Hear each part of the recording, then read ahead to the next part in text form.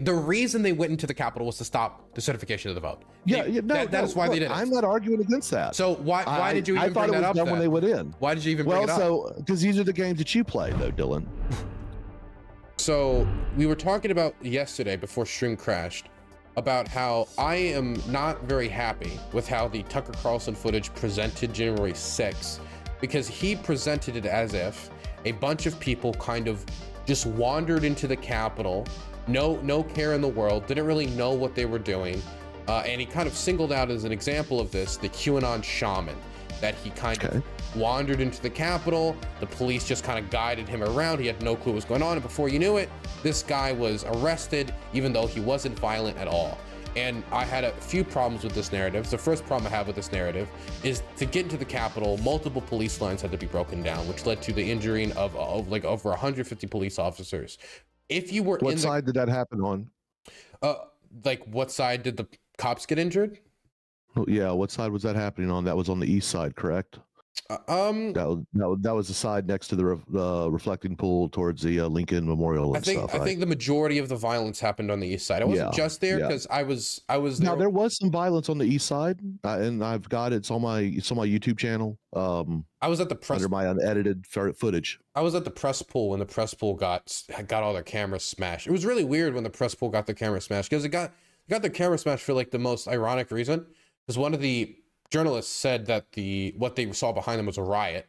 One of the protesters got angry and he said, "This isn't a riot. How dare you lying fake news." They started waving the American flag in front of their camera. Other people gathered. They start yelling at them. Then they start pelting them with like water bottles and like small objects. They tear down the barrier and then they smash all their cameras. So they rioted in response to being called rioters, Why was there a press pool to begin with? There was a press pool because there was going to be a gigantic protest at the Capitol questioning if Donald Trump should stay president or not. So they were journalists to come and cover it. Like I was there. As a journalist. Well, I was there as a journalist covering it, and I wasn't going to allow myself to be corralled into some place. Mm-hmm. So I don't know why journalists would actually do that. About do you identify as a J6 protester? Actually, I was there documenting. Okay, so you were not a January 6th protester. You were just press then. Yes, I actually had press passes and everything else. Yes. Okay. That's how I got out of DC the next day while we were still under curfew. Got you. Okay. So I saw some of this violence take place, and I know from being there on the ground that it wasn't like everybody was just clueless to what was going on. I was even at the Capitol, and I was being told what was happening. That's the reason I went to the Capitol. I wasn't even going to go to the Capitol because I just wanted to kind of like just talk to people on the street. But once everything started to go down, that's when I headed to the Capitol. And that's when I saw the violence. That's when I got updates about somebody was shot inside the Capitol building. That's when you started to see some smoke rise. And it was from tear gas of cops trying to force these people back. Mm-hmm. And so it wasn't like, oh, these people just kind of like endlessly wandered in. They had no clue they were happening. These people knew what had led up to them being able to go into the Capitol, whether they walked through a front door or they jumped through a broken window. They knew what was going on. They knew it was a certification of the vote. The goal of the protest that day was to stop the steal event. It was to stop the quote unquote steal of the election, that the election was stolen. And that's what they attempted to do. And they had stopped the certification of the vote for a few hours. They had actually succeeded. And that's what QAnon Shaman was charged on. It wasn't, oh, this guy's a violent thief. It was this guy tried to stop the proceeding of an official proceeding. I think it was stopping the certification of the vote. That's what he was charged on. He was stopped on stopping an official government proceeding. Well, he was charged on obstruction of government proceeding, trespassing, and things like that. I believe the trespassing was a misdemeanor. The actual interfering of a government proceeding is actually a misdemeanor. But he got like, what was it, 4 years for that?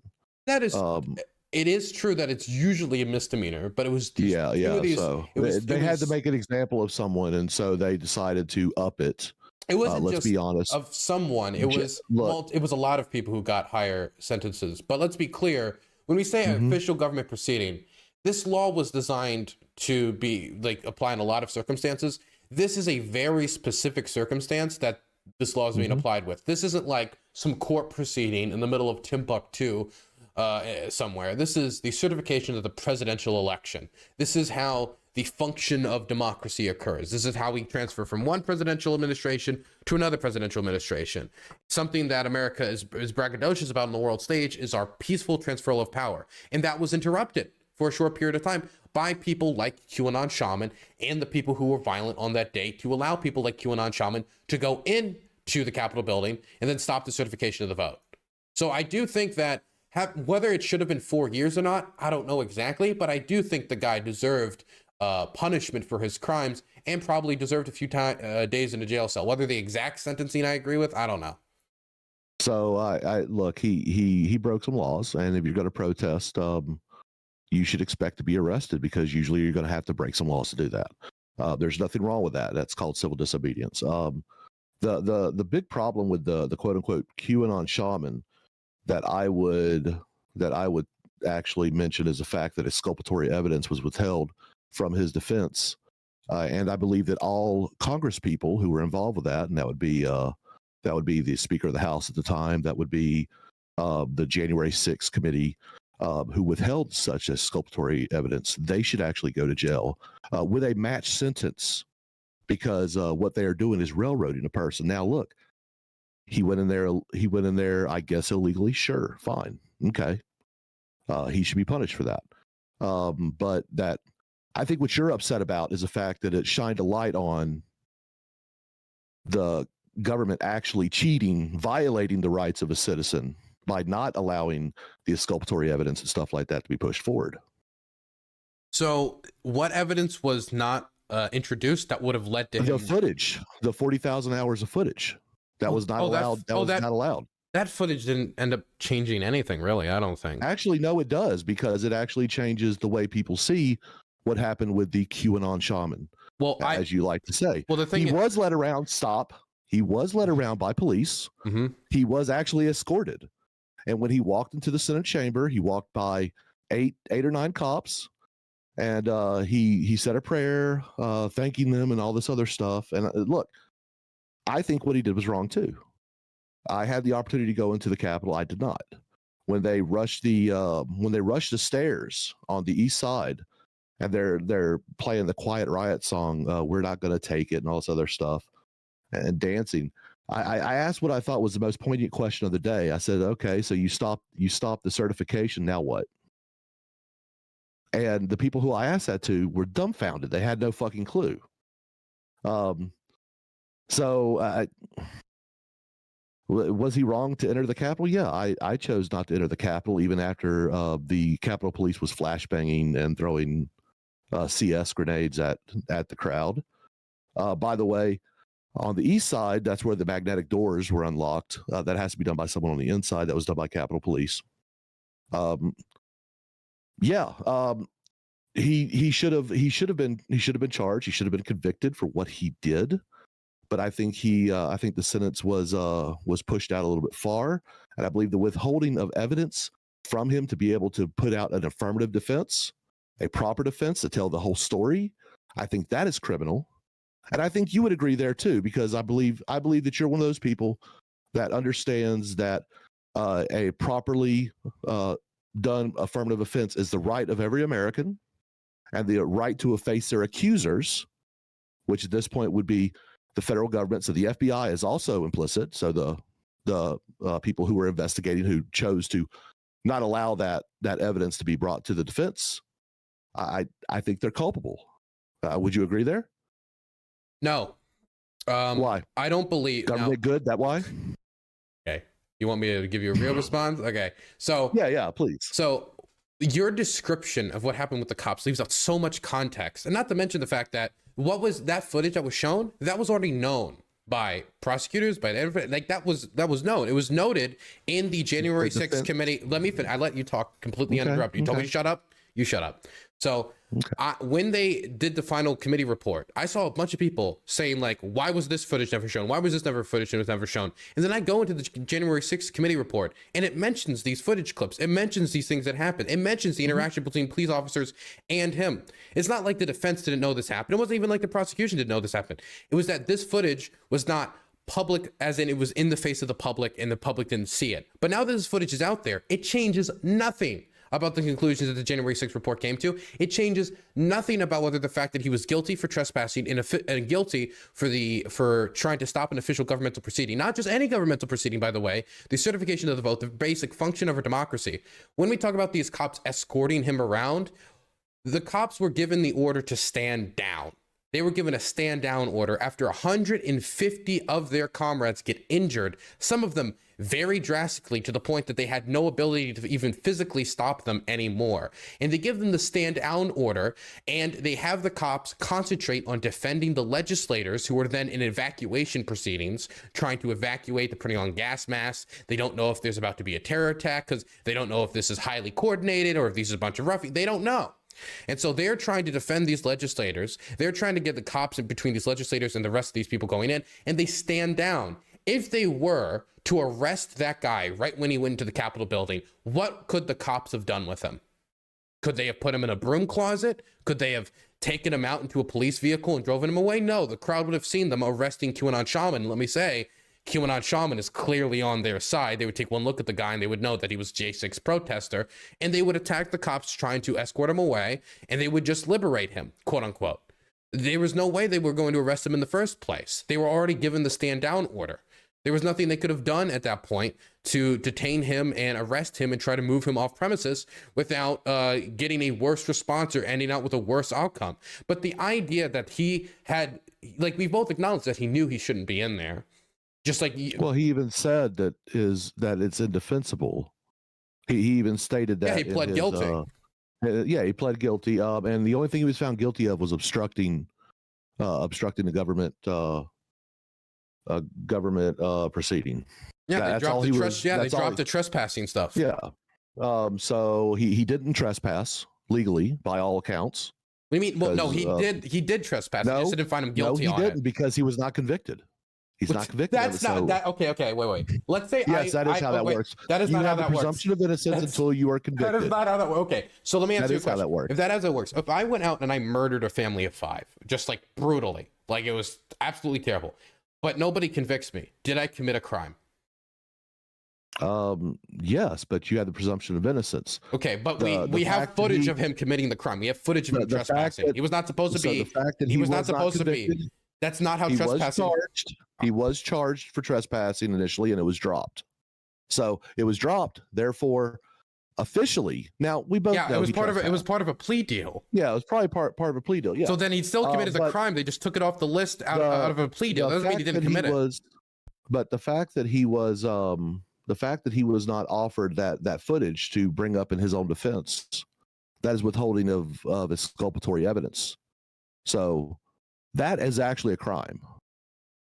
You do realize that, right? This withholding evidence is a crime. They already knew that this happened. Like everything we're talking about, everything we're seeing visually, everything we're seeing visually is not new information. We already knew all this happened. It's included in the January 6th report. Wait, Dylan, before we move on, you're trying to move on. You're trying to pivot here. I can't let you pivot. No, I'm not. You got to acknowledge that he did trespass because we saw it on footage. I said he trespassed. Okay, so he did commit a crime. So he committed the crime of trespassing. Officially, he did not. Okay, well, officially, I did not murder a family of 5. I wasn't convicted. Okay, cool. There you go. So, but he committed the crime, though. And I want you to acknowledge that because you said he did. Yeah. No, I said he did. I said officially he didn't, but no, he did in real life. Okay. No, we're playing in technicality. So the deal is, the withholding of evidence. Should a defendant be allowed all evidence in case? Of course they should be allowed all evidence, but was this information that this happened not known to the defendant or to the defense or prosecution?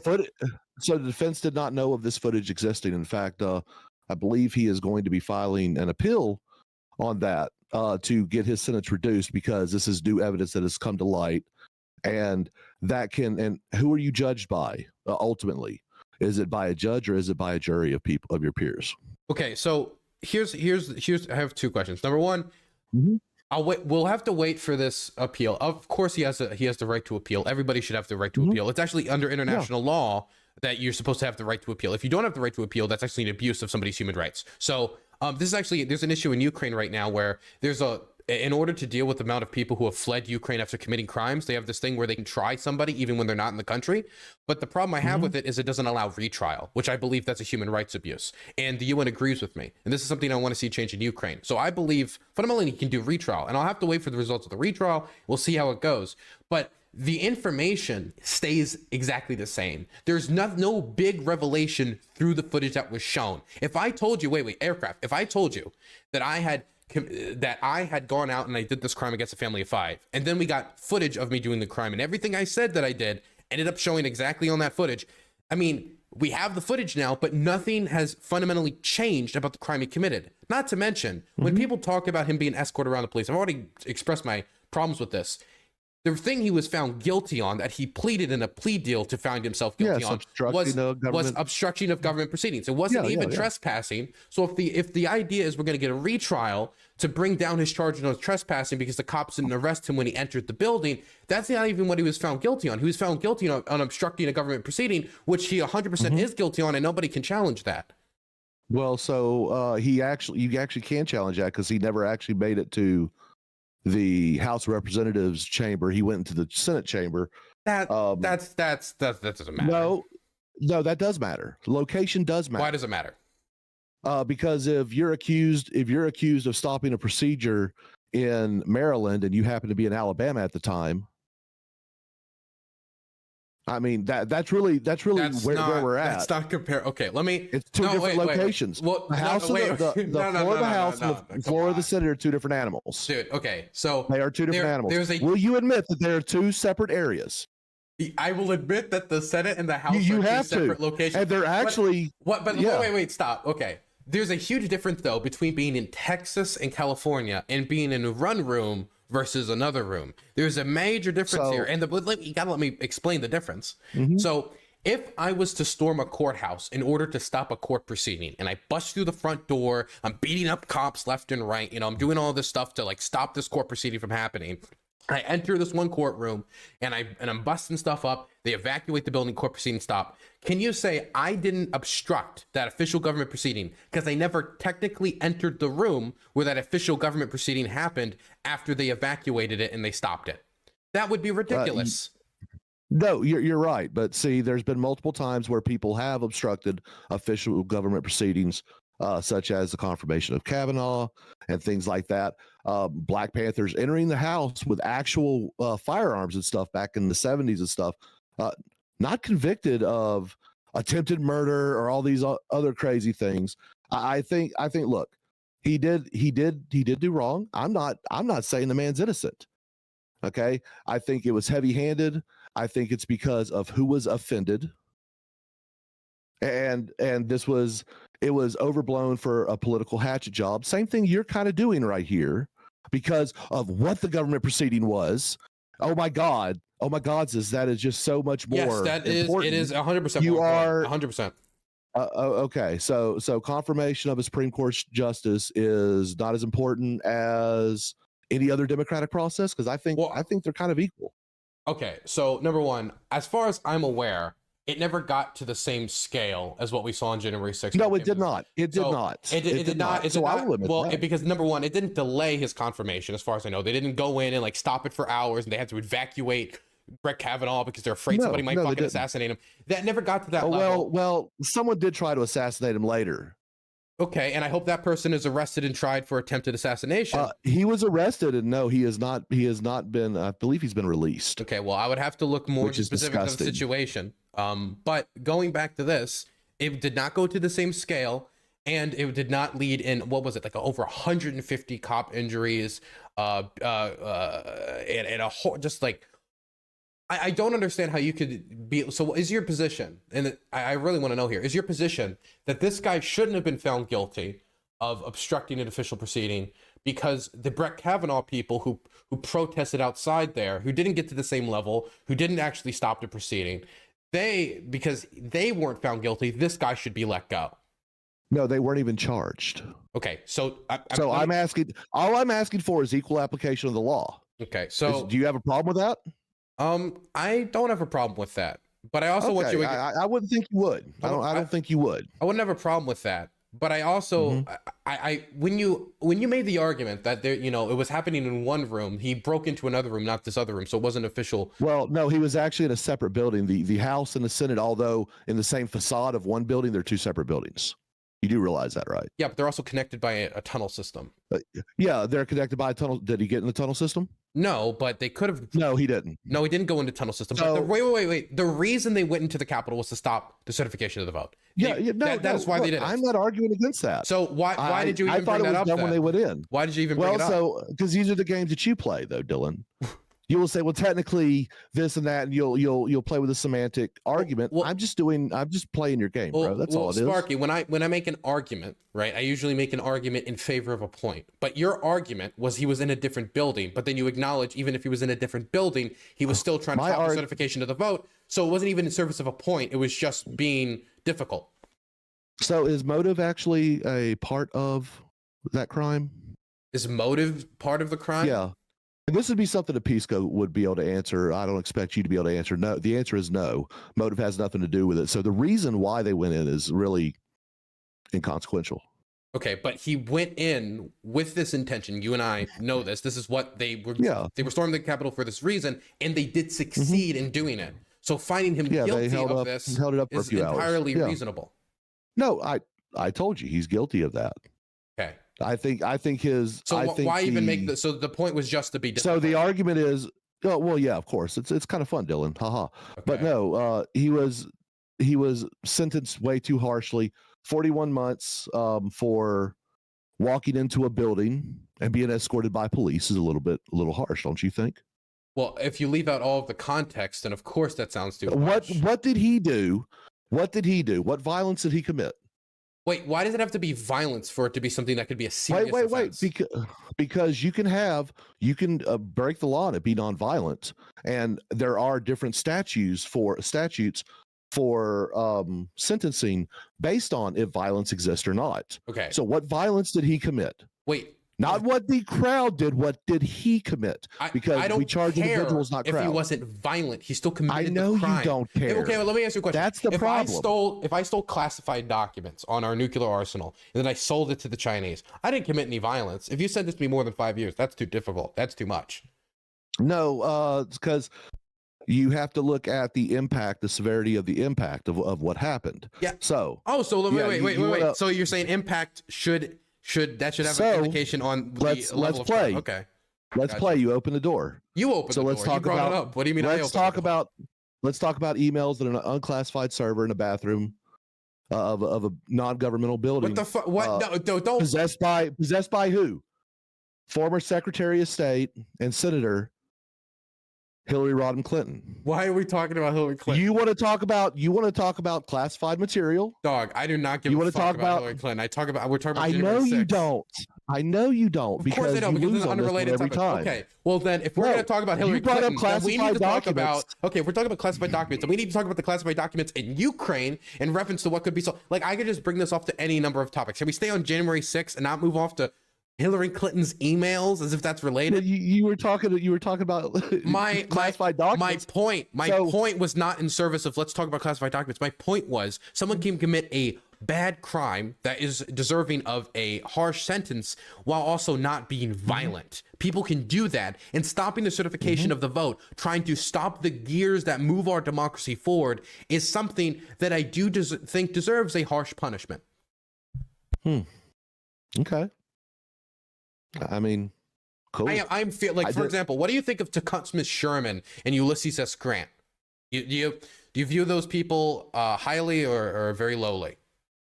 I honestly, they're Civil War generals. I think Sherman went overboard with burning everything that he came in contact with. But beyond that, man, I am very much. I'm not going to call myself fans of them, but I respect the people who fought fiercely in defense of American democracy during the Civil War. So you defend all the rape that was done under Sherman? How much? You're pro rape? There was lots of rape, tons of rape that actually happened under Sherman. I mean, look, if you're a big fan of him burning down large areas of the South, including assaulting, rape and assaulting women. I mean, go for it. I mean, I don't believe Sherman raped women. I'm not familiar with that. You don't? Who did Sherman rape? Huh. Who?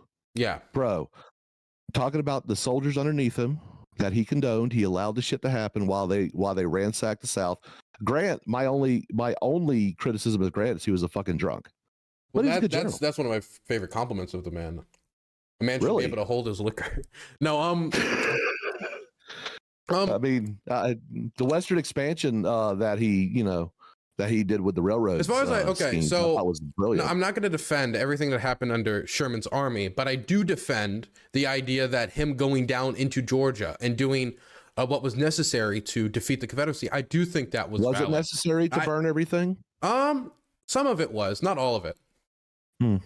I do think some of it was strategically necessary, but I think, of course, like with a lot of times, definitely after so many years of violence, like there are people exceed. For example, the American army during the invasion of Germany sometimes exceeded what they were supposed to do. Was it right for them to? Was it right for them to take the people at Auschwitz and shoot them immediately? Technically, they deserved a trial, and then they deserved to be hung. But they immediately, once seeing these horrors, they engaged in an atrocity in executing German soldiers. But I think the service of beating the Nazis will make me say, yes, I am quite a fan of what Eisenhower and what Patton and what MacArthur did to win us the war. Generally, I'm not going to endorse every single thing, but my point with this isn't to rehash the Civil War, is that I generally believe that we should defend democracy and we should defend it fiercely. And when there's a threat put upon democracy, we should do everything we can to defend it fiercely, because authoritarians and anti-democratic forces are going to work day and night in order to end democracy, because they can't gain power without ending democracy. You're not going, like most people don't want to hear, we're going to get rid of freedom of expression. We're going to get rid of these civil liberties. We're going to get rid of these things that protect you. And so I believe, since there's people who are out there in the grass, hiding, trying to find a way to go after democracy and get rid of these civil protections, get rid of our system and our values of democracy, things that I love about the United States, I do believe we should defend those things fiercely. And I saw those J6 protesters as part of that threat on democracy. And so, yes, cool. I do believe in fiercely going after people who threaten democracy directly. Right on. So let me ask you this. During the Summer of Love, when they had all the autonomous zones happen, yeah, what would it have been? Break them up. Just break them up. So would it be just to have the U.S. Army to surround them, since they declared themselves not part of the United States, cut off all power and everything, and just walk in and slaughter everyone? Well, I don't think would that be okay? I don't think slaughter everyone. I don't think it would be necessary, because they couldn't put up. Why? They're turncoats or traitors. Well, it's because they couldn't put up that much resistance anyway in the first place. But I do think pick a fight you can't win. Well, and honestly, I think the Jan 6 people were kind of stupid with what they did. To be clear, as much as I will defend the Capitol Police officer who defended the Capitol that day, if somebody just took out a machine gun and just started randomly firing into the crowd, as much as I might meme about something here or there, being like, oh, it's Sherman hours, that would be bad. Because I do not think that you should get into excessive violence and like revenging, like bloodlust type behavior. And so if we could put down the people trying to attack our democracy much easier with less violence and less bloodshed, that should be what we should go after. Because I'm usually, like, government violence that leads to death should be avoided whenever possible. But if somebody is cutting off certain like police response times in certain areas, making it so cops can't go in there to stop murders, to stop rapes, or they're making it so ambulances can't get to certain areas, or they're like cutting off services or not allowing people to enter their homes, then I do believe the government has a responsibility to go in there and deal with whatever is causing that chaos. Right on. So should we send all those people to Guantanamo? Well, because they renounce their citizenship. Well, no, I don't believe Guantanamo should exist. I think Guantanamo had a bunch of number one, I don't even think it's technically U.S. territory. Okay, it is. Well, it's technically U.S. territory, but it's not U.S. territory. It's like we're just holding a part of Cuba, to be completely real. But that's a side point. The atrocities which would make it U.S. territory, though. I mean, okay, but we took it, and they can't take it back. Possession is 9/10 of the law. I mean, Puerto Rico is part of America. Let me redefine what I was saying. I didn't know you were going to be difficult about this, but I don't know if it is moral for us to even be holding that in the first place. I don't even think it should be ours. Okay, so that's the first thing. Second thing, the atrocities that went on in Guantanamo Bay were absolutely horrendous, and it's something that makes us look like some of the worst dictatorships on the planet. When I talk about like the Kadyrovs and what they did to like gay people and like torturing them, like without a trial, without like a fair proceeding, holding them without even telling them what they've been charged with. I don't want to be able, if I criticize that, I hate the fact that I'm criticizing that from a national standpoint that is somewhat hypocritical from the fact that we have engaged in some of the same torturous behavior in locations like Guantanamo, when torture has not been, through the studies that I've seen, been even shown to be necessarily an effective way of gathering information. No, people will tell you anything just to stop the torture. I mean, yeah, exactly. Torture is not effective. Exactly. And so I do think we should fiercely defend democracy, but and that's why I believe we should, under the legal system, go after people who you know try to undermine our democracy. I do not believe we should become like fucking dictatorial monsters torturing people and like slaughtering villages. I would fully agree with you. Okay, and the only reason why I bring up the CHOP, the other autonomous zones that happened, is because those individuals, they're not in prison right now. They literally took land and claimed that it was no longer U.S. soil, and you're sitting here trying to spike the ball on a guy who wasn't even allowed to have all the evidence that could have lowered. Look, I think he should have been found guilty because he did. He broke the law. I think his sentence was heavy, but beyond that, meh. It's just I find it interesting that you will sit there and you will, you know, this is whataboutism, this is all these other things. You know, what this guy did was so irreparably terrible. What about the insurrection that happened on May 29th? May 29th insurrection. Are you referring to Chaz or Chop here, or are we moving on from Chaz or Chop? Okay, I'm referring to the siege on the White House. Okay, can we talk about like one thing at a time? Well, so I'm mentioning threats to democracy, as you would call them. Okay. Performed by people on the left, where people are not still in prison over. This actually ran Donald Trump into the bunker. They set a church on fire. I mean, there was several Secret Service agents injured that night as well. Can I give you a blanket statement before we go into the fourth or fifth or sixth statement? If somebody burns down a church, they should be in prison. Somebody plants bombs, they should be in prison. Somebody engages in terrorism, they should be in prison. Many of the people who engage in violence in a lot of the communities that were affected during the riots that happened, mostly peaceful protests, I have to throw that out there. Just like, for example, and I'll even give you this, most of the people on January 6th did not engage in violence. But because of how large an event is, even if 10% of your people engage in violence, is going to be a very, very, very bad event. I don't even think it was 10%. But I'm giving you a point. I'm just saying, like, no, I understand that. And so you're not going to get me to like come out and say actually the Chaz Chop people were heroes, or they're, you know, these are the thing is different here for. No, they were terrorists. I'm not gonna do that for you. But when we talk about they were terrorists. When we talk about January 6th, Chaz and Chop, their long-term impacts is not that immense. There's a reason why people don't talk about it as much, and you could say, well, that's because they're left-wing. It isn't as simple as that. It's the fact that they completely failed in achieving anything. They didn't bring about socialism. Did January 6th achieve anything? They stopped their certification to vote for hours. They embarrassed the United States on an international stage. When I'm over here in Ukraine, you want to know what I talk to people when this January 6th comes up? They say, oh yeah, that was embarrassing. Russian media talked a lot about how democracy is kind of, you know, flawed, and there's an example of it, and how democracy is failing. This is something that's going to be in the history books about the United States struggling with democracy. This is something that stopped the certification to vote for hours, something that has never happened before, and on top of that, has embarrassed us on the international stage. Compare that to Chaz or Chop, which, while bad, I don't support what happened there. I'm not a supporter of that. There's no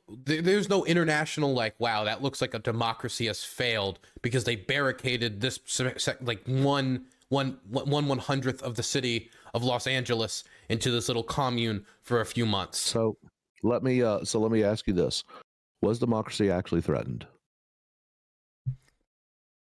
Like, seriously? Like, what do you mean? Is democracy actually threatened? So did they have to do the certification in the Capitol building? No, not necessarily. Okay. In fact, showing up to the Capitol building is really, just to be quite frank, ceremonial at this point. Especially, that's one thing COVID has taught us, is that most of our locations, our infrastructural locations for certain types of things, can actually be mitigated through the use of the internet. Would you agree? Somewhat. I don't know how much I like online voting for bills and stuff like that, but like, yeah. I actually hate it. I think all representatives should be forced to be on the floor in order to vote. I think that is an important thing for them to actually go there and go on the record and things like that. But in reality, a bunch of idiots storming the Capitol and acting a donkey, because that's what they did. I don't think ultimately it really did it make America look bad. Well, it made the Capitol Police look bad. It made the government look bad. But who cares? Fuck the government. I'm 100% on that side. That's a terrible take. Oh fuck. Okay, so there's a few angles. I'm a small government guy. You know that. I understand you're a small government guy. But one of the basic processes of the government, which I think even you would agree with, should be the certification of the vote, right? That they certify the vote, definitely. That they make sure that everything's like up and dandy, and they do the peaceful transfer of power. This is like one of the few things that I think both you and I would agree on, that this is the government's responsibility. And it doesn't necessarily need to be a successful attempt at a coup or a successful insurrection or successful stop of the certification of the process for it to be a threat. It doesn't need to be a gigantic threat for it to be a threat. For example, if someone comes up to me with like a little penknife, like a 12-year-old, and he stabs me in the leg, that's a threat to me. Probably not going to kill me. I'm probably going to be fine. I could probably bat the kid away and I'll be fine. It's like a child, right? But that's still a threat to me. And I don't think that when we see something like that happen on January 6th, we should just be like, whatever, and just completely move on like nothing's happening. Definitely when the conditions that produced January 6th still exist today. Which, for example, when Donald Trump was saying that the election was stolen from him, that he knew the election was stolen, he was talking about the bamboo paper, he was talking about the Dominion voting machines, Hugo Chavez, a bunch of other stuff, right? Some of the things you could say, hey, this is a legit criticism about how this election was run in this specific locality. You can make those criticisms without saying the election was stolen from me, then backing it up with a bunch of complete hogwash and telling people to go to the Capitol to try to pressure your vice president into stopping the certification of the vote, trying to bend the election system to your will when you know this person could never accept losing an election. This is somebody who would never accept taking an L. He didn't do it in 2015 primary. He even said going into 2016 he wouldn't do it, and he said going into 2020 he wouldn't do it. That if he loses, it's rigged. Having people who don't respect the outcome of elections when running as on the top of the ticket in the United States is dangerous. And it is something that is an environment we still live in today, because there's a decent chance he will be the nominee in 2024. And so I do think that responded to this strongly to make it clear that if you lose an election, you can't just bully your way in to staying in power. I think making that clear is important. So, Trump, first of all, did not tell them to do any of the things that they did. He actually told them to go down there and cheer on the politicians and stuff like that. The facts actually reject everything you say, except for the fact that he did deny that he did claim that the election was rigged. And I think there's some dangerous rhetoric there. I don't think it's illegal. I never said it was illegal. I never said yeah. No, and I'm not claiming you did. But I think it is fine to question the validity of elections. I really do. If you have evidence of something was done poorly or wrongly, I think that needs to be fixed. The stuff we're seeing going on in Arizona, the use of the wrong size paper ballots and things like that by election officials, that actually creates fraudulent votes, even if they are properly. If you don't have the material, if you have specific paper that you have to use to print these ballots, you should print those ballots on the proper paper. To have all the problems that they had for, like, Carrie Lake to say, I think that she thinks that the election was rigged against her. I think she has every right to do that. I don't think that's a threat to democracy by any means. I just think it's an argument. It's not really one that I know enough about to go, yeah, she's right or anything like that. But hey, there's nothing wrong with that. In fact, every time Democrats lose a presidential deal, the first thing they do is they say the vote was fraudulent. They did it with Gore.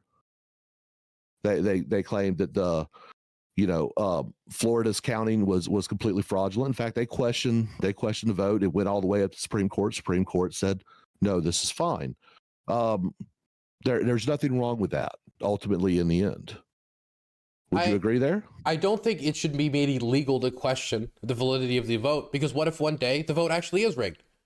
There are countries in the world where that happens. In Ukraine, for example, that's happened multiple times, which resulted in, for example, the Orange Revolution in 2004, which I thought was completely valid. So it's not that I'm against the idea of challenging a vote ever, because votes are always total and they're always treated. My problem is that when you say that the election was stolen, and you are talking about that's the exact words that was used with the Gore election. Let me finish. So let me finish. When you say the election is stolen, the image people get in their mind is of democracy being murdered and chopped up in the street. And that is the picture that Donald Trump painted very clearly. The idea that the election was stolen, that he was the rightful winner, that it was through Dominion voting and the bamboo ballots and all this different stuff. Very small percentage of it, we could probably find that is valid, but a lot of it also just complete nonsensical fucking hogwash. Now, if I genuinely believed the 2020 election was stolen, then I believe it is valid for you to use violent force against the government in order to rectify that. Because then you're talking about the actual death of democracy. That's something I believe. I don't know if you believe that, but I believe you can use violent force. That's why I support 2004. That's why I would support any people, if the election is actually stolen, in trying to overthrow the government that is disrespecting your democracy. An example of this would be, I support the rebels in Myanmar, the People's Defense Forces, who have created a alternate government to the fascist military junta who overthrew their democracy, right? So if you believe that as an American, and we have these like sayings that we say, like the tree of liberty must be watered with the blood of tyrants. We have these phrases like this. Being told by a person that you respect and you trust politically, like Donald Trump, the election was stolen, could lead to you doing some very radical things if you actually believe it. If what Donald Trump said about the 2020 election was true, then everything the protesters did that day was justified, if not more, they could have done. But the problem is, what he was saying wasn't true. What he's saying was either bullshit or just straight up lies. And because of that, he pumped these people full of these narratives that were not true, that the election was stolen, and it made them think that they were saving democracy and their storming of the Capitol was a righteous and just thing. It isn't that surprising that you're going to see political violence from people who think that their democracy is actively dying. Americans care a lot about democracy for good reason. It's a fucking amazing system. But if you tell them that it's about to die, they're going to go take drastic action. And that's what we saw in 2020. And Donald Trump is somebody who will never, ever, ever, ever accept that he lost an election. In the run up to 2015, when he was on the campaign trail, he said that every single time he lost an election, he would say it was rigged, or somebody cheated, or somebody did this, or somebody did that. When he lost to one person in a Republican primary, he would come up with a million different reasons as to why it wasn't legitimate. And it run up to 2016, when he was asked whether he would accept the certification of the vote if Hillary wins, he says no. He goes on endlessly about how it could be. We'll see. We'll see. But yeah, he says we'll see. He didn't say no. Just if you're going to try to quote the man, do it right. Let me move forward to 2020. He said he would not accept the results of the 2020 election. He said if he loses, it is rigged. It is rigged. Yes. That is dangerous rhetoric. Nobody should be saying that while you're running for president, because you're basically accepting the idea and putting out to your audience that the only acceptable outcome is an outcome where I am the victor. And that's dangerous in democracy. Okay, but that same rhetoric was used by the Clinton campaign. I mean, it was used by the Gore campaign. What is the difference? Let's talk about, we can talk about 2004 and Gore. Let me tell you about 2004 and Gore. Let me talk about 2000 and Gore. When 2000 and Gore had to do with the fact that Jeb Bush was the governor of Florida, who was the brother of the person who was, about to become president. And there was this issue of hanging chads, right? The idea that the description wasn't really right. And maybe if you would have recounted, possibly Gore could come out on top. And if Gore came out on top, then he would win Florida. And it was a very close race. And that led to some dispute, which meant the election was contested before it was sent to the Supreme Court. The Supreme Court put down its decision. Al Gore then said, okay, I concede. I lost. It is what it is. We got to still have a functioning democracy. Other Democrats protested, said, rebel. And then we moved forward. The vote was certified and there was no stopping the process. That is not comparable to what happened in 2020. How can you even compare that? So let's look at this for a moment. Jeb Bush was the governor of Florida. Was he the person who was actually in charge of the elections? No, he was not. Did he have any Not influence over directly. the election? Not Who directly. does that? The person who had direct influence over the counties where the hanging shed was an issue was somebody who I think was actually a Democrat, I believe. Yes, and ultimately in the state, in the individual states, it's the Secretary of State that oversees the elections for that state, right? So it wasn't Jeb Bush. In fact, I don't remember, because I was actually in the military during that election. So it was an interesting time, to say the least. You want to talk about uncertainty? Talk about being a military member, trying to figure out who your next boss is going to be, and all the arguments therein. It was an interesting time to be nervous, nonetheless. And I was pretty apolitical back then. I honestly didn't give a shit who won. All I cared about was I going to get, a pay raise? That's really all I cared about, because I was just a poor enlisted guy. But yeah, it's no, that was an interesting time. And the bringing the mentioning of Jeb Bush, who had no actual say on how the elections were ran in that state, that is that's a cope. You're talking about someone that has no influence over that. So that don't throw that out there, man. Do you want to ask my opinion? You can just ask me my opinion. You can ask me if I think the election was stolen in 2000 or not. That would be the easy thing to do. All right. Well, I mean, I'm pretty sure you're willing to say no. Yeah, no, I don't think the election was stolen. Yeah. It was put before the Supreme Court. I don't think the election was stolen. I don't believe it was stolen. I think there might be a possibility that if you fix the hanging chat issue and you redid it, that maybe Al Gore would come out on top. But if that's how we're going to be analyzing elections moving forward, then you can come to a lot of scenarios where you're like, well, in this county in the middle of bumfuck nowhere, they had this specific rule, so that means we need to redo the entire, you can break down the system of democracy. The best thing you can do is try to fix the issue that you saw in that election for next time, so it doesn't become an issue in the future. Now, and again, honestly, can I just drag it to the main thing, though? Yeah. The main thing, and my main point is, Al Gore, after the Supreme Court decision, accepted that he lost. Yeah, he dropped it and moved on. I take it now. He moved on, and you know what? And now he does now. Every once in a while, it comes on TV. It says climate change is bad, and now that's his life. He moved on. He didn't say it was stolen and it was rigged against me. And you need to go out and you need to pressure the vice president of the United States to do this and that. He didn't do any of that. And so to compare what happened in 2000, even if there's certain legislators separate from him who went on to complain and rabble rouse either for their base or whatever, they ended up not having an impact in stopping the certification of the vote. The vote went through. Al Gore accepted the L and they moved on. Okay, now, you can't compare that to Donald Trump. You're right. How about all the Democrat representatives that voted to not certify the election in 2016? I disagree with them. They were wrong. They were wrong. They were all wrong, and they shouldn't have done it. Insurrecting. I don't know if I'd call them voting against the certification of the vote doesn't make you an insurrectionist. But it's not the right. It's not. They were insurrectionists? No, they weren't. Okay, yeah, that's what I'm saying. It doesn't make them insurrectionists. Yeah. But what voting against the certification of the vote in 2016 was just cope hours. It was like literally saying, I hate Donald Trump because he's racist, bigot, whatever, and I don't want him to be president. This is really scary. This guy's a maniac. I don't want to have to nuke, so I'm going to vote against the certification of the vote. That's not the way it works. You shouldn't do it. Maybe there's also some talk in there about Hillary won the popular vote, but that's also not how we run elections in this country. So, it's cope. But again, not comparable to what happened on January 6th. I'm actually big mad at Trump. So if you're looking for someone to I remember you don't like him because of the let me see if I remember. He called for suspension of the Constitution. Yep. Yeah. No, fuck him and the horse he rode in on. Would you admit that that's something dangerous to say about a democracy, that we should suspend the Constitution? Yeah. I mean, it's to the point to where I'm like, I'm not going to vote for this jackass over that. So, I mean, but I swore an oath to the Constitution. I tell people that I swore one to Joe Biden personally. Yeah, well, I mean, hey, if that's what you're into, man, chef don't judge.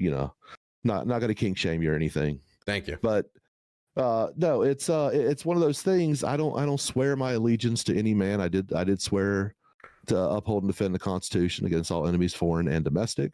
And when you call to suspend the Constitution, you are a tyrant. So, and yes, Abraham Lincoln himself was a tyrant. He suspended the Constitution. He imprisoned political prisoners.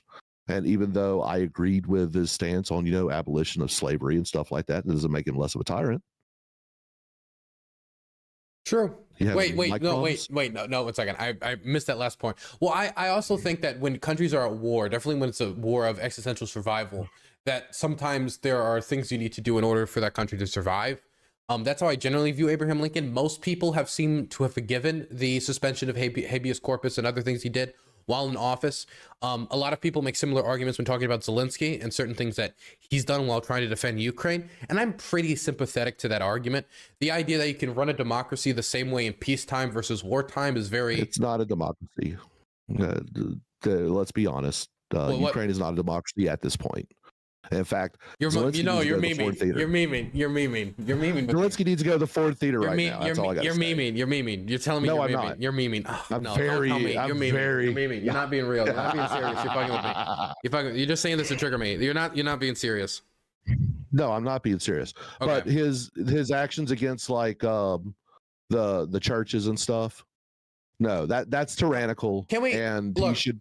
I don't know if I agree. I don't think I agree with the banning of the churches, but let's be for real here, because people kind of just in their mind are like, well, they banned the church because it just, has so much Russian in it and Russian influence and just being bigoted towards Russians. The head of the church, the patriarch of it, Kirill, who is directly tied with the Russian government, that church is an extension of the Russian government in many ways. He said on public TV that if somebody goes to Ukraine and dies fighting against Ukrainians, they will go to heaven.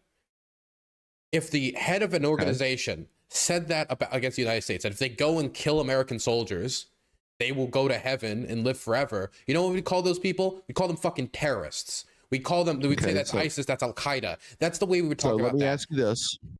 Let me just ask you this. The imam that we bombed in Yemen, that was an American citizen. I can't remember his name. I don't remember his name either, but I think his son was later killed. His son was later killed the same way. Were those justified?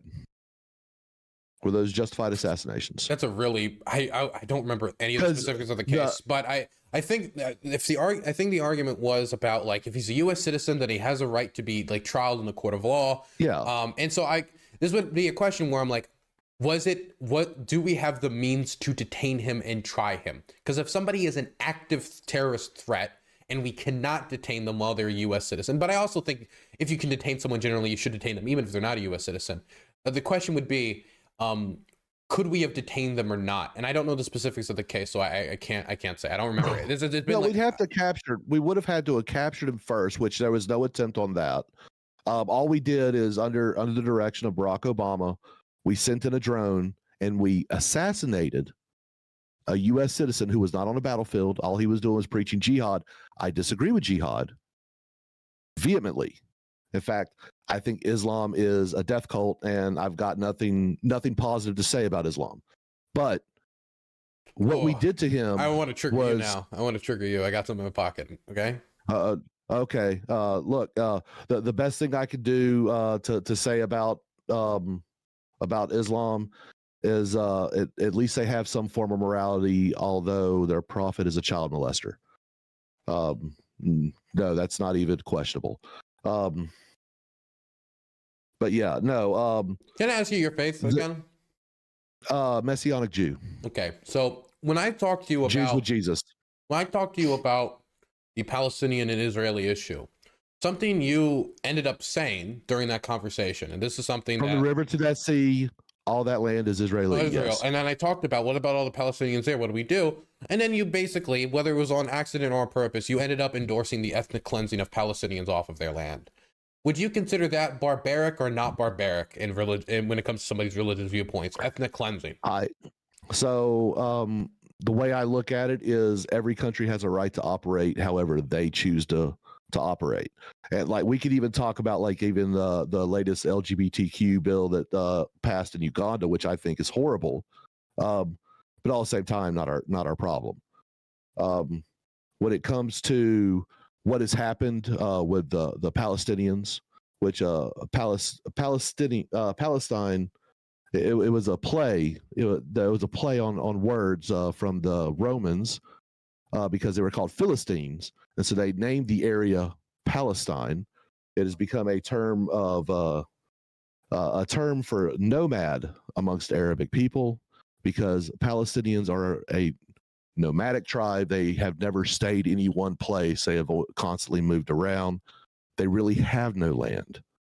But the terrorist organizations that have been consistently elected into power,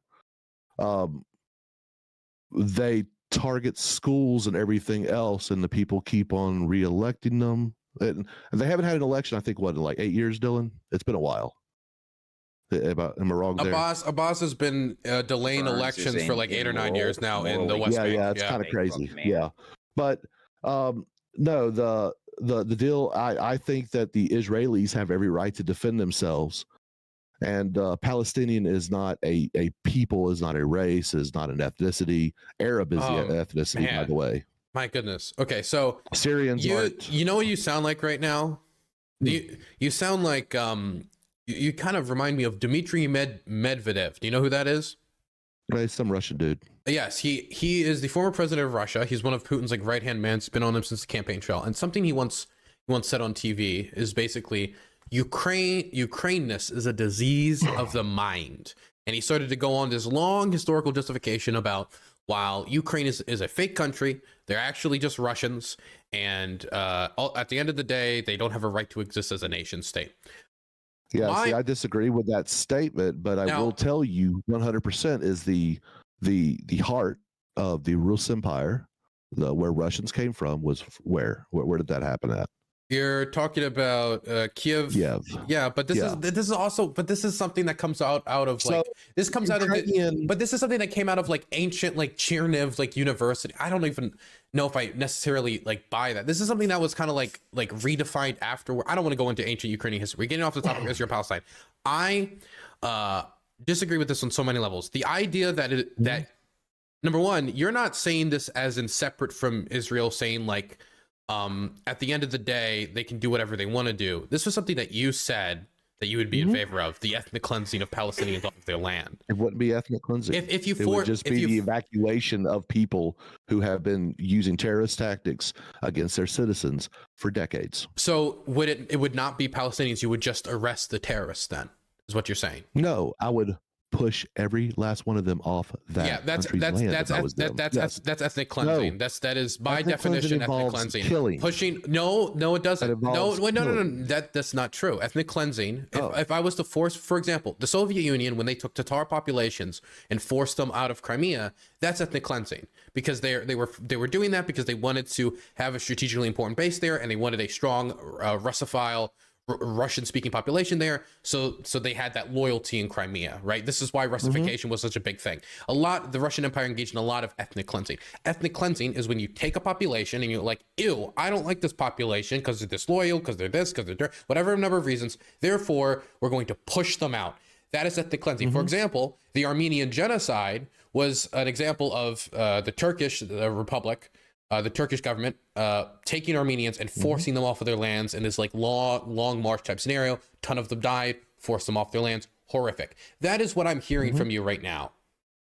Yeah, no, I'm not advocating for the death of anybody by any means, but just the forceful removal. Yes. Yeah, that's ethnic cleansing. Removing someone. Well, if that's what you want to call it, I mean, that's okay. I don't agree with that definition. Can we look up ethnic cleansing then, and like what it's is that a NATO deal? A NATO deal? Because I mean, is that a NATO definition? I mean, I'm not. Okay, here it is. This is the first thing that comes up on Wikipedia. Okay. This is from the History Channel. Hopefully, it's not Ancient Aliens definition. Ethnic cleansing has been defined as the attempt to get rid of, through deportation, displacement, or even mass killing, members of an unwanted ethnic group in order to establish an ethnically homogeneous geographic area. What you've described as the idea that Israel should exist from here to here, and we must push out the Palestinians because of their disloyalty to the Israeli state and the terrorism they engage in. You're describing like exactly the definition of ethnic cleansing. Like this is Yeah. I just looked it up. It said the expulsion or killing of members of a unwanted ethnic or religious group. Yeah. So I guess that is ethnic cleansing. And you know what? I did not know that was actually the expulsion. I didn't think that was part of that. So yeah, then I'm wrong. I'm a horrible person, and yeah. I don't know. Is that serious or not? I can't tell. No. So I'm wrong. My opinion. I did not know that was actually included in ethnic cleansing. So that is bad on me. But I do still think that if they're going to support terrorism, I mean, could I ask you? Okay, then here's a question. Then, if the American population supports something that kills innocent people around the world, does that mean it would be okay for other governments to try to force Americans off of their land if it meant saving those populations? For example, would it be okay for Yemenis to say Americans should be forced out of America to displace them from their power so they stop giving the Saudis guns to kill us? Like, I mean, they can't do anything to actually make that happen. Well, of course, I'm asking about I'm asking about like that. Of course, I'm asking about moral justification, right? I don't think it's amoral to me. There's no moral implications. Would it have been moral for people to go to the United States and ethnically cleanse the whites out because of our behavior towards Black Americans? Like you're forced off of your land because you obviously cannot control it well. So like what's going on in South Africa right now, where they're displacing white citizens because of reparations. What? So the ethnic cleansing going on in Africa, that kind of stuff. I don't believe the government is forcing anybody off of their lands. Yes, they are actually forcing. I believe there is. Okay, can you give me? Okay, I'm gonna ask for a link for that one because as far as I'm aware, there's problems of like violence towards farms because of how wealthy the farms are. It's the government doing that. Can you give me a link or a source on that? Because as far as I'm aware, they have yet to pull the trigger on anything like that. Yeah, I'll give you time. You don't. I'm not gonna like. Yeah. But under that definition, what is happening in the Southern Africa areas right now with the land back initiatives, it is backed by the presiding political party there. I can't remember what their name is. That is ethnic cleansing by definition. So let me ask you a question. You sounded. Is that right? No. Well, let me bring this to the logical conclusion. Let's say it is happening, because I don't know much about South African politics. If I'm going to be honest, I don't pay too much attention to Africa, because of course no one does, because I'm evil. But because it's a horrible continent. It's not a horrible continent. Shut the fuck up. Have you been there, bro? Have you been there? I haven't been there, but hey, I like giraffes. Sudan sucks, man. Giraffes are pretty fucking cool. Or who doesn't like elephants? Elephants are awesome. Not to mention, a lot of the world's resources come from Africa. You think we would have these computers and everything we have here if it wasn't for African resources or the amount of wealth that is in the West? A lot of it was extracted from Africa. Much of our prosperity is based upon the backs of Africans. True. Anyway, where were we going? Well, not there, but you know. But let's say that's true, that there is ethnic cleansing going on in Africa. You described it in a very angry way. Like, did you see they're doing that to the white? I assume you don't agree with that. Do you agree with that? So I look at it. I look at what's going on there. I think any racially based anything is bad against whites, against blacks, against Asians, whatever. What would that be? Would that be anti-racist? I don't know. But you said it's their business though. That's just their country. But it is their business. I think the U.S. should have no say in any of that. And that's because I'm a non-interventionalist. But you already know that. Yeah, you're pretty isolationist. Yeah. No, I'm not isolationist. There's a difference. Isolationist means that you don't want any trade with any of the rest of the world. Isolationism that's not. Isolationism is a spectrum. It's not literally we have to put up walls on every border and never talk to anyone. That's like the only. I have no problem with international. I have no problem with international trade, and I have no problem with diplomatic deals. But when it comes to policies of other countries, I think the U.S. should stay out of it. Okay, well, I think the world is, number one, I think human rights are universal, and I think it's good for international organizations to look out for the rights of minority groups that many times those international organizations should handle it, not a single country. Well, but we are member states of these international organizations, and in order for these international organizations to do these things, they're going to need the backing of member states like the United States. Okay. So that's going You to can back it. You can back it without actually doing it, going out and doing it all yourself. okay, but that would still And not that's be what we have that would done. still That's not what be we've- non-interventionism, would it? Like if we sent UN peacekeepers to well, do some UN peacekeeping, is that if you non-interventionism? send UN peacekeepers and They're not Americans. US, They're Americans. We would there send are with the- Americans that participate in that, yes. But we have not sent peacekeepers to do shit. We've always sent the US Army or the Marine Corps or the Air Force and things like that. We didn't allow NATO to use their forces that they commanded to do this. No. do what specifically? The US led the way. Well, like the invasion of Iraq. Well, the invasion of Iraq wasn't a NATO invasion, so why would NATO do it? We shouldn't have Actually, invaded Iraq. it was in a the first NATO place. invasion. I fully agree. We had no Wait. place in Iraq. The invasion of as far as I know, the invasion of Iraq was disagreed with by France, and we weren't attacked by Iraq, so we couldn't have brought up Article 5.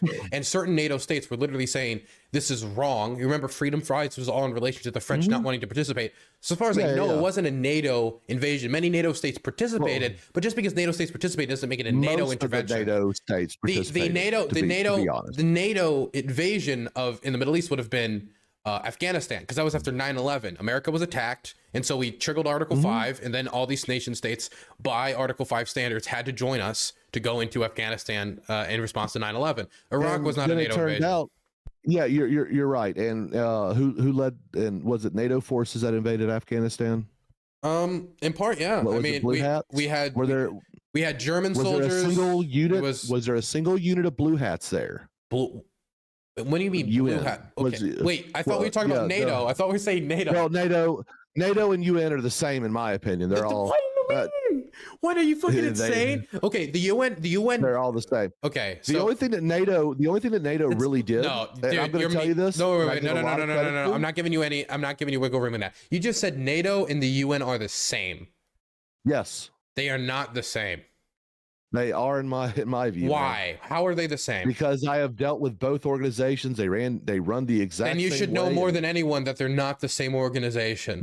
So NATO actually did something very cool after 9/11. They actually helped engage in Operation Noble Eagle, which was the 24/7 surveillance of U.S. airspace following 9/11. That was pretty good. That's about the only positive thing NATO's ever done with America that I've seen. I would disagree. But yeah. when we went to go to Afghanistan, and when we invaded, NATO didn't invade. Now there was NATO member countries that assisted in the invasion, but ultimately it was the U.S. Army, Air Force, Marines, and stuff that actually invaded the country themselves.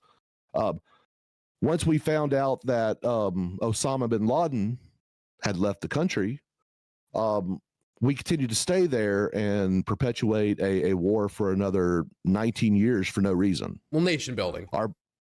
Well, yeah, how'd that work out? Well, it didn't succeed.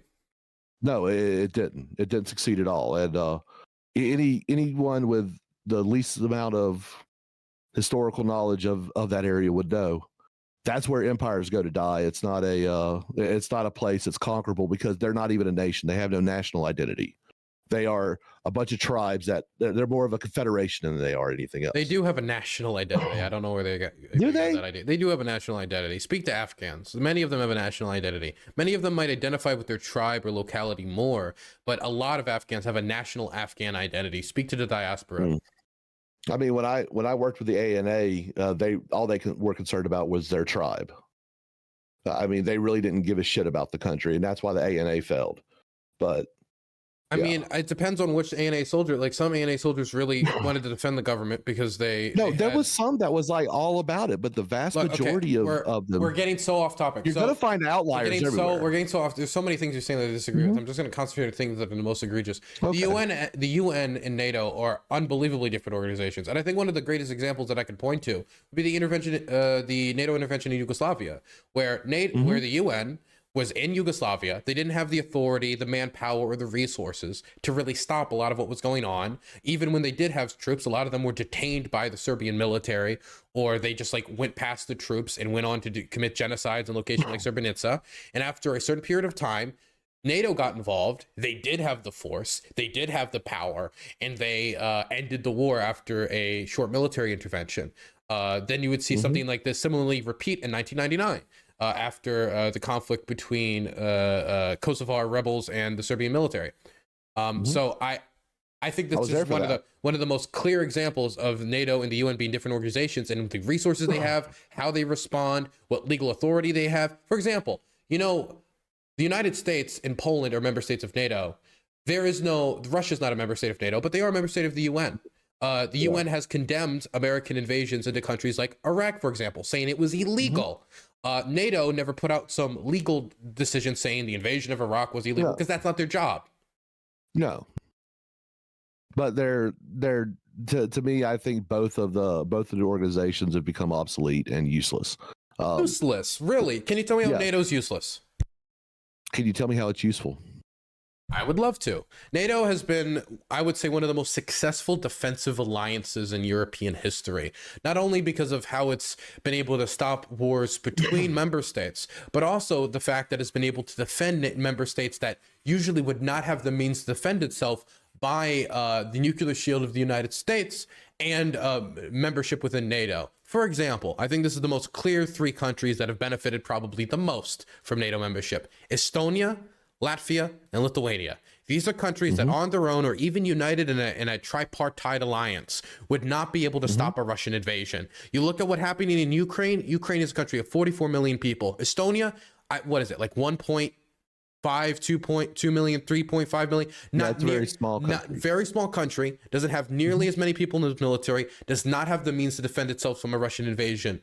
But due to the fact that it is a member state of NATO, Russia has not invaded Estonia, Latvia, Lithuania, and these countries are generally, while they're concerned about possible Russian encroachment, they know with the backing of NATO, Russia's not going to dare fight all of NATO, which is what they would have to do if they would invade these countries. It has succeeded in defending tens of millions to hundreds of millions of people from invasions from a foreign country, which in Ukraine, a non-NATO member state, didn't have the protections of NATO, and now we can see the results of that. Yeah, so the argument that them joining NATO has prevented them from being invaded by Russia, there's a lot of truth to that. But it's also part of the truth if you want to look at both sides of the argument of why Ukraine has been invaded. It's because the encroachment of NATO, with the agreement of no NATO expansion following the fall of the Soviet Union. Those countries that you mentioned specifically was not even supposed to join NATO, and yet here we are. Because Russia said, look, y'all do this, we're going to have issues, and they did it anyway. So the idea, which I don't agree with, I don't believe that Putin invaded Ukraine because of NATO expansionism. I think it's more about strategic move to build a land bridge between Croatia, the southern part of Ukraine, or Crimea.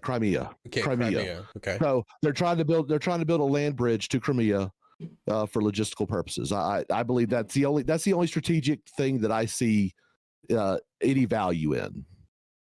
So to be honest, I never bought maybe I did for a time, but I definitely don't now, the NATO encroachment argument when it comes to the Russian invasion of Ukraine. And I don't buy it either. This is for a few reasons. The first reason is I don't believe that Russia, whether or not NATO moved an inch after the collapse of the Soviet Union, was ever going to, definitely under the current administration, maybe if there was a different government, maybe under different scenarios, like if there was a different liberal government in Moscow, but under the current government, I don't think there was any way that they were going to not try to reestablish control once they got back on their feet of ex-Soviet territories. In fact, the center pillar of Russian foreign policy currently, which is very openly admitted to by a lot of its ambassadors and delegates in books and like private conversations, is the redomination over post-Soviet states. So we're talking Estonia, Latvia, Lithuania, Ukraine,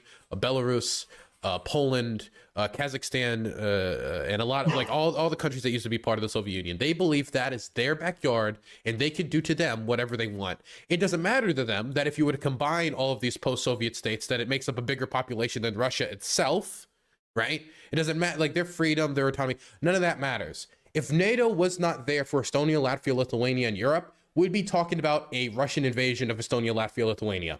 That's what we would be talking about. I don't think so. I refuse to believe that this current administration, if NATO was not there, wouldn't be invading those states or conquering those states if they wanted to align themselves with the West economically, politically, or geopolitically in any way. Because the thing that started the Russian invasion of Ukraine wasn't even, oh, NATO talks or NATO conversations or NATO this, NATO that. It was the association agreement, an association agreement with the European Union, which would have allowed visa-free travel between Ukraine and the rest of Europe, as well as some economic trade between the two countries. Moscow then basically goes to Yanukovych after he promised in 2012 that he would sign on to the association agreement, force him to reverse course and then join this Russian agreement. That started the slow decline into what we now see as the Russian invasion of Ukraine. It wasn't NATO membership that even kicked all this off. It was the European Union. No. It was so the argument that that Putin puts forward about NATO expansionism justifying their, I think that is a smokescreen. But you can actually make that argument, and it makes sense because of the expansion of NATO following the fall of Soviet Union. I think the actual reason why they invaded Ukraine was simply to establish a land bridge between Crimea and southern Russian territories. It's a logistical thing because they needed access. They wanted strong access. That's why they took Crimea in the first place. Was about strong access to warm water ports. That's really what all this is boiling down to, is logistics. I think. Do I agree with the? I think it's oversimplifying it a little bit. Well, I don't agree with the invasion of Ukraine, but that's the only strategic thing that makes sense. Okay, is the warm water ports. Okay, well, I think you can make more than a warm water. Oh ports. no, you can make more of it, but well, no, they have a geographically separated. They have geographically separated territory. They already had the warm water ports, and it connected Crimea to the rest of Russia through a land bridge. But they want, the Kerch Bridge. But they want. No, that is so. What a land bridge is and a bridge, they're two different animals. Land bridge. I understand a land bridge is different, but I think you're simplifying. I think a lot of this has to play with Russian nationalism. I think a lot of this has to play with resource control. I think a lot of this has to do with the fact that they just believe they have rights to all of Ukraine, that Ukraine is theirs and nobody can touch it. That is something they genuinely believe, and you can see this from Russian state TV, from Putin's original speech about Ukraine. He said it was an artificial state. I do think the land bridge is part of it. But I think that the original goal wasn't just to establish land bridge. It was to collapse the entire country. They attacked Kiev for that reason. They wanted the country to collapse, and they thought it wouldn't take much force to do it. They thought that the government was corrupt, and all they had to do was kick in the door, and the whole structure would fall apart. But they were wrong. And so now I think they're trying to scrape away what they can, because the original goals that they stated was, we need to stop the expansion of NATO. Well, that's kind of failed. Finland and Sweden are now on path. Finland having a massive border with Russia. It was to demilitarize Ukraine. Well, Ukraine's, if anything, more militarized than ever, with Western equipment, Western backing. It's got Patriot missiles. It's got M77 howitzers. HIMARS have proven itself to be an effective weapon system. They wanted to, quote unquote, denazify the country. That's just fucking propaganda. But I mean, well, the Azov Battalion has a lot of white nationalists and Nazis in them. It's okay. I mean, look, I don't agree with them, but hey, whatever. You can't act like that doesn't exist. Well, there are white nationalists in the Ukrainian military, but there's a very small percentage. But it's a very small percentage. Not to mention the Russians also have white nationalists in their military, like Rusich, which is a open neo-Nazi military battalion invading. My point is, it's a little bit more. I think it's a little bit more complicated than just land bridge. I think now land bridge is the few things that they might, in their minds, be able to scrape away from this war, now that the war's kind of gone belly up, and it's taken them 7-8 months to capture Bakhmut, a city of 70,000 people, when they originally wanted to capture Kiev, a city of 3.5 million. Yeah, if Ukraine during the spring offensive isn't able to break through to the Azov Sea, I think it's going to end up as a stalemate with Russia holding the lands they have right now and basically annexing that.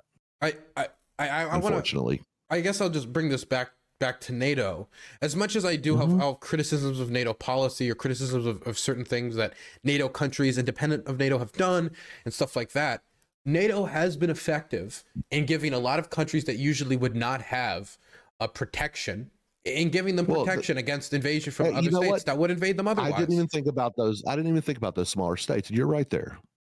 Okay, but I think NATO has actually caused more harm because the expansionism of NATO actually does help push um the justification for dumb wars like these. I mean, And do you think that Russia would be invading these former states? Do you think they would have invaded places like Chechnya if it wasn't for NATO? I think they would have. I still think that if the Ukrainian government still wanted to go into the association agreement, still wanted to join the EU, still wanted to align itself with a system that has proven itself to be much more effective than the oligarchical corrupt system that is still in control in Russia, that has historically been in control in Ukraine. I mean, it's but that's the thing is it's slowly clawing away that control, and as they claw away that control, as they get somewhat more aggressive when it comes to prosecuting corruption, as we see Ukraine go up on the freedom, like the World Freedom Index and all these things, that is what terrified Russia. Not only did it terrify Russia because as it moves away from that system, it's going to go into the EU because it needs to get rid of that system if it wants to join the EU, wants to join the single market, wants to join all these things. But it would also mean they couldn't control Ukraine's economy like they wanted to, which they tried to foment corruption in the country so they could control their economy. And so what is the name of the economic union that the Russians have now? Not BRICS, the Eurasian Economic Union. Yeah, along those lines. And they wanted Ukraine to be in that and not in the EU economic thing. I just don't think I buy the line that if NATO just didn't move an inch, then Russia would just totally be this peaceful state that doesn't invade its neighbors. I don't think Russia would either. In fact, I think this is a failure of U.S. diplomatic policy. This is actually a result of diplomatic policy failures on the U.S. because when the Soviet Union collapsed, we as a country should have went in there and helped them to the point to where they would be one of America's strongest allies. I thought you were an anti-interventionist. I am, but you can actually do diplomatic work and not intervene like militarily. Like what? You can actually help. You can help them build up their economy, which we did, but we didn't do it enough to where we actually ended up isolating the Russians from us, and it caused this old. And part of it is our politicians being inflexible. I mean, for Christ's sakes, we have people who act like we're still in the Cold War against Russia, which is freaking ridiculous. Although now we're starting to see those tensions because some of the things going on with this war.